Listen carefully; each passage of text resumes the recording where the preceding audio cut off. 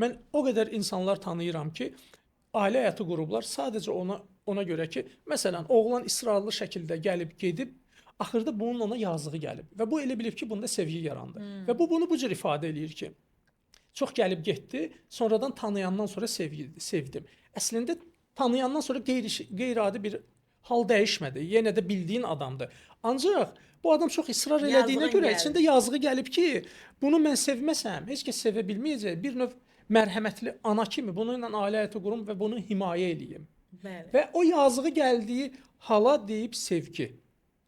Və həqiqi sevgi olmadığına görə aydındır ki, yəni Hər bir balaca aydan, bir neçə şey aydan problem sonra yaranır. ciddi problem yaranır. Bəli. O yazıqlıq hissi gedəndən sonra sən artıq həqiqi siman necədir, hissin necədirsə, sən başlayırsan o cür davranmağa. Sən sonra deyirsən ki, sevgi itdi. Sevgi ümumiyyətlə əvvəldən oldumu? Ya da o dəyişdi. Ya da o dəyişdi. Əslində- Təbii ki, sən adını nəsə qoymalısan da. Bəli. Deyirsən ki, o dəyişdi, sevgim getdi. Xarakterlərimiz uyğun Bəli. deyil və ilaxır. Əslində sən əvvəldən yanlış hisslə yanlış qərar vermisən. Deməli, biz şuur altının içinə varsaq, şuurlu şəkildə ora girsək, o şkafı açsaq, oradakı lazımsız bildiyimiz, gizlətdiyimiz əşyalara bir baxsaq, biz onda qərarlarımız da düzgün qərar olar, evliliklərin bir çox problemlərini biz həll eləyə bilərik, işdə olan məsələn problemlər həll olunar, ailə problemləri həll olunar,